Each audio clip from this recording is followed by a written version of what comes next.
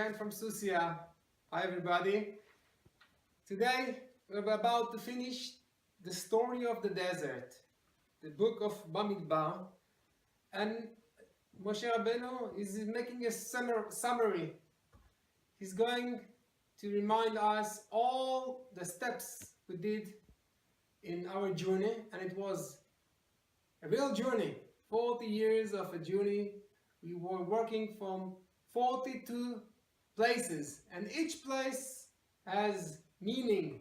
Each place was a place that we had to challenge ourselves in something, and it was part of our journey to become from singles to feel as a nation. So before we are going to pass the Jordan and occupy the land, Moshe Rabbeinu is teaching us what a special land we have. He says, well, you go through the Jordan, and then you have a mission to complete, and it means you have to vanish all the idols from the land.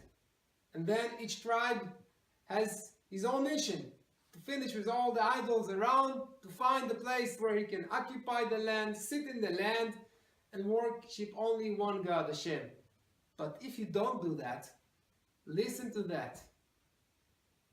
If you do what you're supposed to do, then you will accomplish what I told you. But if not, I will do you what I wanted to do for the idols. You understand that?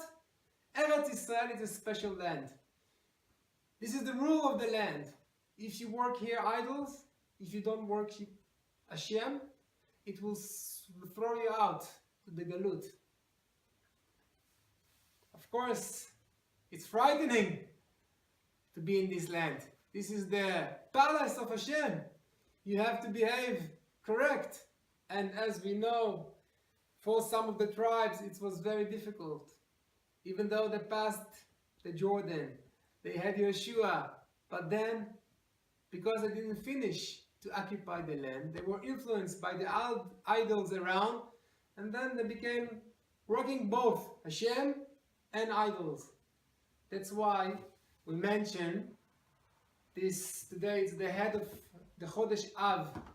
From now on till the 9th of Av, we have 9 days. It's a very special 9 days that we memorize what happened to the Israelis when they didn't follow this rule. If you don't follow the instruction of Hashem in that land, you will find yourself out, and it's going to be very painful. So even though it was many years ago, the first temple and the second temple, both were destroyed in the same day, in 9th and 10th of Av.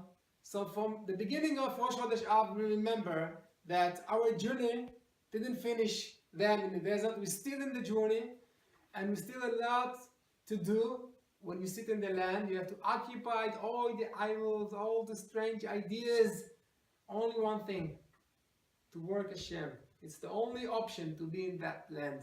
So Bezat Hashem, we know Chodesh Av, it's a special month of big potential. If you don't follow Hashem, then this potential can become very painful. So on one hand, we remember the destruction, and we have all kind of mourning habits, like we don't shave and we don't do other things, like not marry, not celebration, and even we fast in the 9th of Av next Sunday. But we also know this is the month of the Mashiach. That's why the name of this month is Menachem Av. Menachem comes from a word of comfort. And the Talmud says this is the name of the Mashiach. He will comfort us after all the pain we went through all these years because we didn't follow Hashem.